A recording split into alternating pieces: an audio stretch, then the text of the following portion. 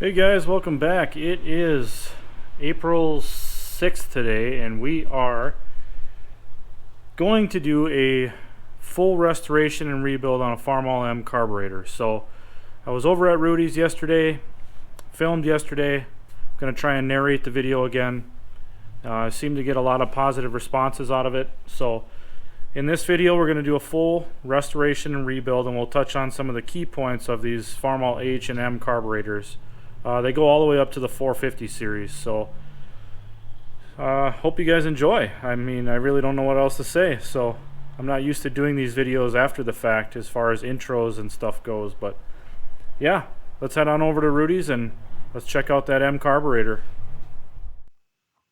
Alright guys, starting into the teardown, we'll separate the two halves of the carburetor. I've already got these loosened, but not real difficult, just 4 bolts to separate the two halves, and then we always pull them apart gently to make sure we're not damaging the float or the idle jet, which is a very, very thin tube. Some people call it the drip tube, but it's just a very thin tube. You can see it in the center of that picture. Looks like the Venturi has seen a lot of crud. And I noticed that the float axle is stuck in the float, so the float should pivot on the axle, but they're seized together and the axle is actually turning in the axle bracket. So I'm just getting ready to drive that axle out. And again, you have to be very careful not to bend the float axle bracket.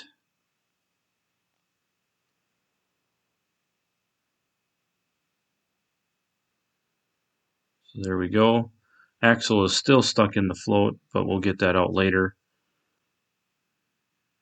Now we're removing the needle and seat assembly. Should come out fairly easily. And the needle was stuck in the seat assembly, which is fine because we're going to replace it anyways. Venturi was also stuck in the carburetor, but we'll move on to removing the throttle plate and throttle shaft. Now, there have been times, and I actually had to do it on this carburetor as well, where I've had to sandblast the shaft and screws. You run in this a lot with the show shaft and butterfly valve or choke plate. So this one here, you can tell I'm having a hard time, so I don't want to overdo it because I'll either break the screw or strip the head off. So I brought it to the blasting cabinet and blasted it quick, and it came right out. So sometimes you do have to apply heat. Never try to force those small screws because, like I said, they will either snap or you'll strip the head off. Remove the plate, and the shaft is a little bit stuck in there, which isn't uncommon either. So we'll just grab a pliers and pull the shaft out that way. From there we can remove the idle speed adjustment screw. I've already loosened that as well. Those can be stuck as well or broken off, and I've had to drill out those and retap the hole. Remove the idle mixture screw. It should come out fairly easily. It's pretty rare that I've had one of those stuck to the point where I've had to drill them out. Usually if they're stuck, a little bit of heat can go a long way to loosen them up. And then we'll remove the idle passage plug. Those typically come out quite easily as well. So now we have to get the venturi out, and I'll show you a little trick. But before we do that, I'm going to remove the float axle bracket. Be extremely careful with these. The screws are very, very small. They will snap off easily. So if you have any issues getting them out, I highly recommend you heat them before trying to force them, because these will snap very easily. And it's a very small tap size too. If you have to drill those out after they break to clean those threads out, it's a very small tap size. I can't remember offhand. I think it's a 440 tap size, but I'm not positive on that. I know the idle jet is a 440 thread pitch. So I usually open up the vise large enough so that the venturi will slide through it. Put a socket in there and give it a few light taps to drive the venturi out. Remember to use the appropriate size socket. I always use one that fits just barely down into the bore of the carburetor.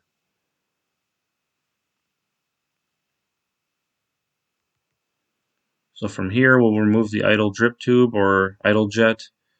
If you look closely, you can see that there's a discoloration on that area because I did heat it.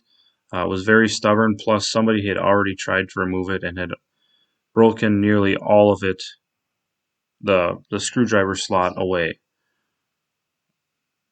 Now we're removing the load mixture screw or high-speed mixture screw, whatever you want to call it.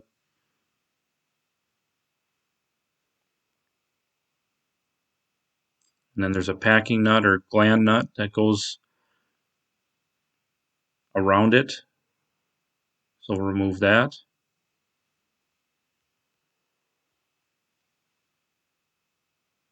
And inside that hole there's a large amount of packing, but we'll get to that later.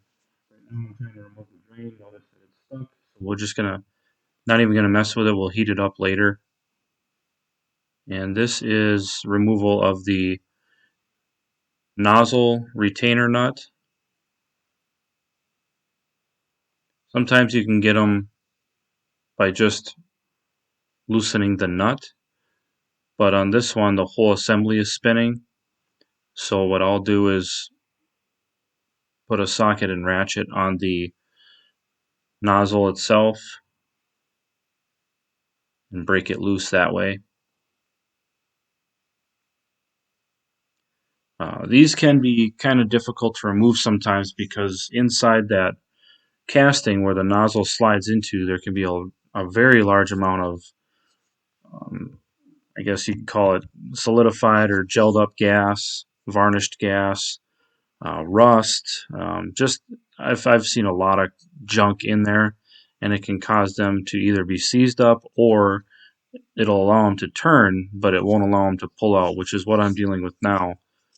So what I actually end up doing is removing the nut from the bottom side of the carburetor and then pushing the jet out,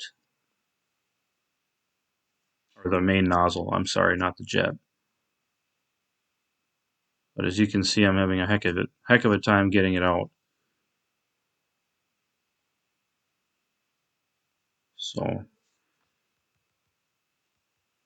patience is key.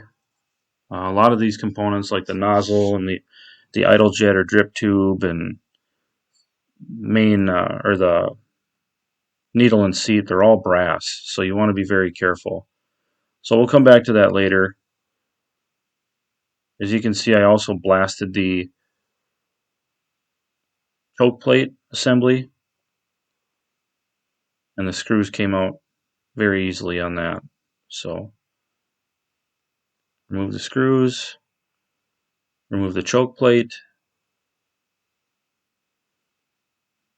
Sometimes getting past all that rust in the inside of the throat can be difficult.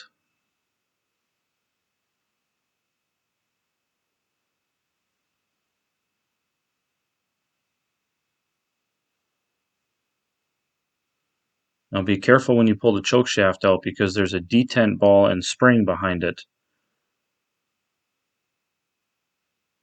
Move the choke shaft. Now I'm removing the tiny spring that goes behind the detent ball. Sometimes you need a small pick in order to get it out. These can be rusted in place as well, but I like to remove them and check them over to make sure they're not broken. There's the detent ball. And then we'll remove the felt and the retainer for the choke shaft. Whoop. Got butterfingers today.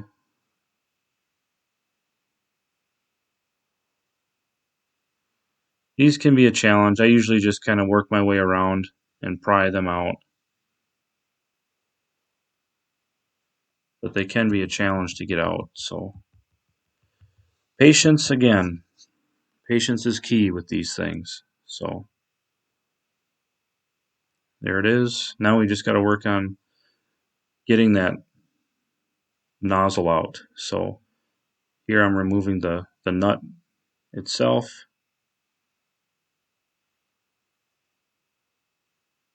And this was actually a bit stuck in the body as well. There's a gasket on there. Remove the gasket because you'll replace it. And then the nozzle should come out fairly easily. So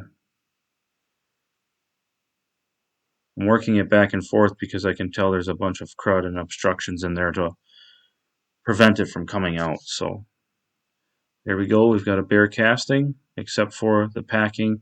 And I usually just use an X-Acto knife and dig most of it out that I can. Off to the blast cabinet.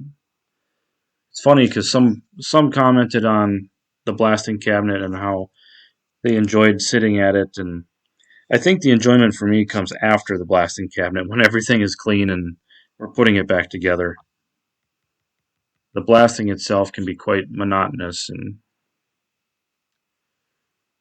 moving on to reassembly, reinstalling the float bracket. Again, those screws are very small. No need to over tighten them.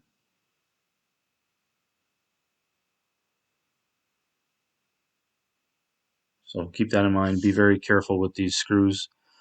Both the float bracket, the throttle plate, and the choke plate screws are all very small screws. So you have to be careful that you don't over tighten them because it's very easy to break them off.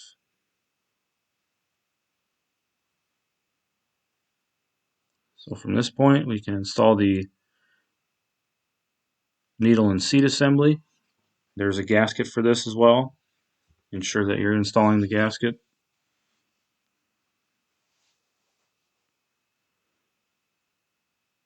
Send it home with a final turn.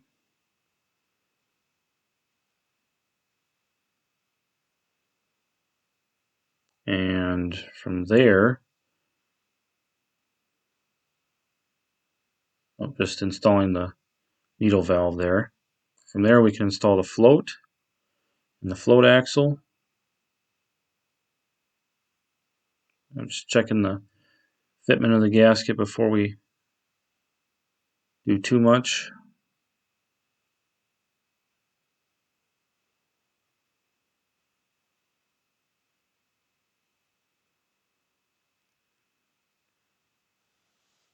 Install the venturi. Whoop, upside down. Right side up. Check the fitment of the gasket again. Make sure everything lines up. And now we can move on to adjusting the float. The float height should be set to 1 5/16 from the machine surface of the body to the bottom of the float as it's held in the upside down position.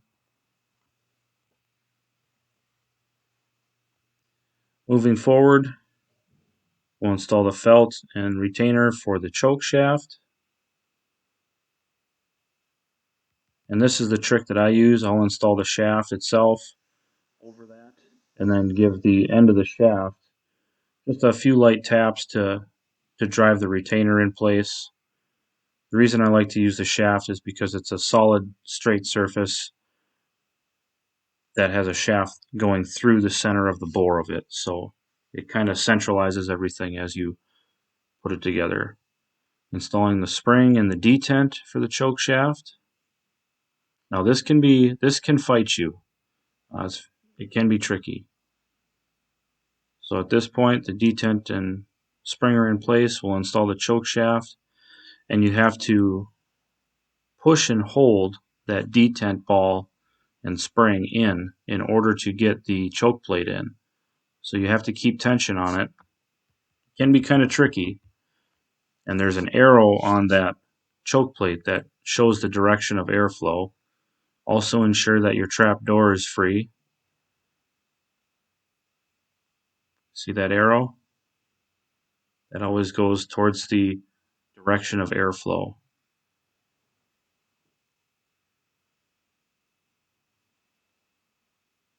So work it in, get the holes lined up,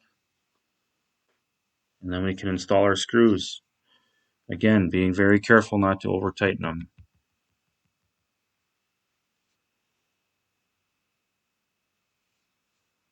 From there, we can go ahead and install our nozzle with gasket.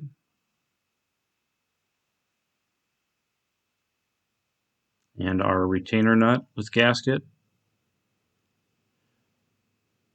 A reminder, after we sandblast everything, all of the passages get cleared out both with compressed air.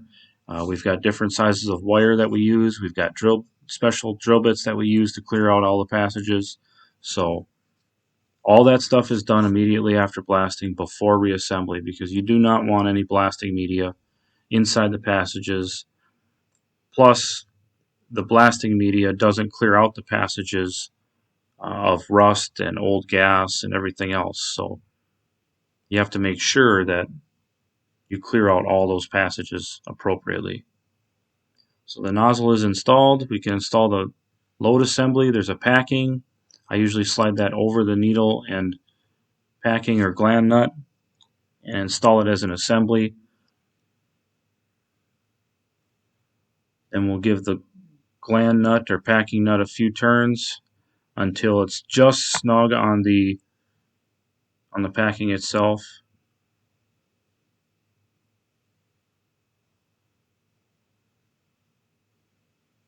I usually go to the point where I can barely turn the needle by hand, and then I'll turn the needle in to seat it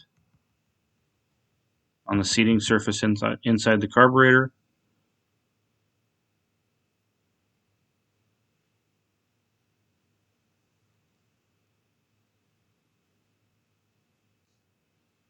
And from there, I'm just checking to ensure that I set it to the appropriate adjustment.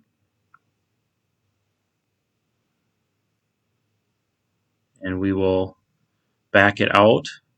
We always want to back it out before we do the final tightening of the gland nut, because if you tighten the gland nut, a lot of times it'll take the adjustment needle with it, and then it'll run it too far into that seat, which will ruin the adjustment needle in the seat.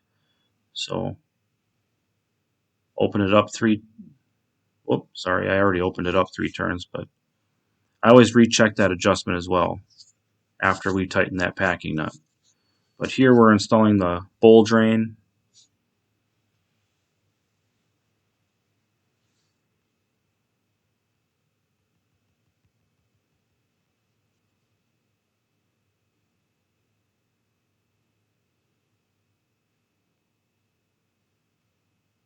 Just tightening the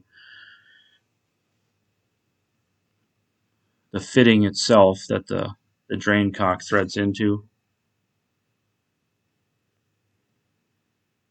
Again, this is brass. You do not have to over tighten it. I like to use a method called Guten Snug. Install the petcock in the bottom of the drain. And there you have it. So we have the load assembly, the drain, and the nozzle in place. Choke plate operates like it should.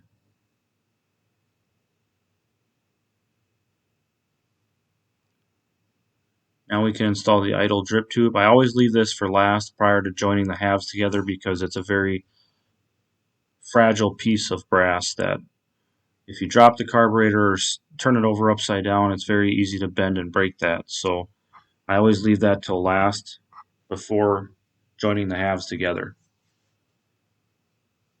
Again, you can just install it loosely, or I'm sorry, just snug.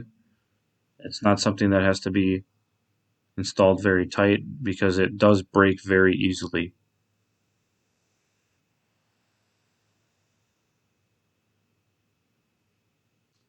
Alright, so now we can put the two halves together and get everything lined up, the gasket and the two halves. Then we install our bolts that hold the two halves together.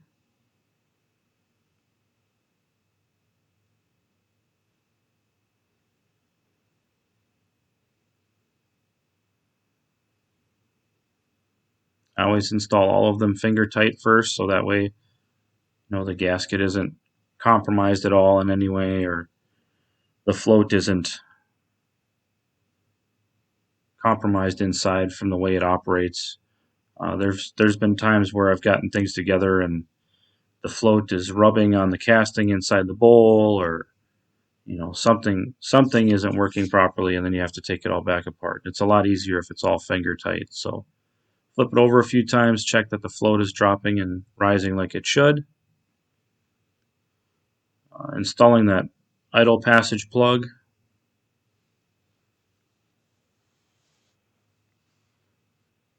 Again, this does not have to be over tight, just good and snug.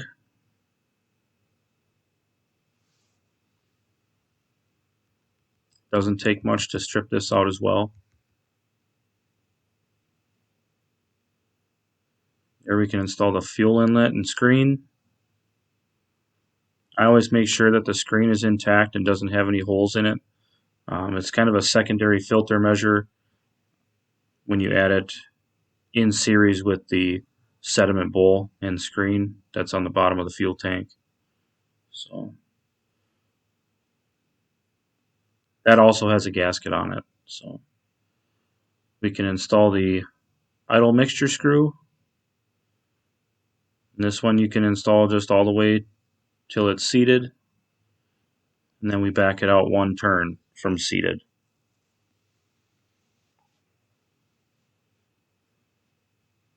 Again, these are all just preliminary adjustments. You'll do the fine tuning when the carburetor is installed on the tractor. Now, on this carburetor, somebody had been into it previously and replaced the bushing and throttle shaft, and they were in great shape, so there's no reason to replace them. Everything was like brand new, but should you have to replace that bushing, you have to tap it and pull it out with a slide hammer or another pulling method. On this, we're installing the throttle plate. There's a degree engraved into it. I think it's 15 degree that's engraved into it, and that always goes towards the top.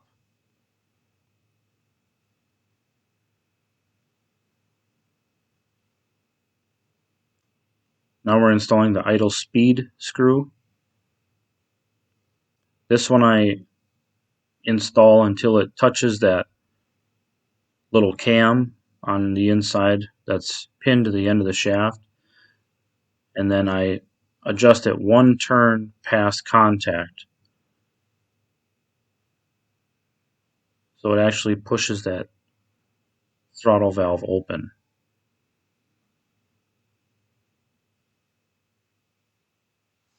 Just checking the operation of everything as we move along.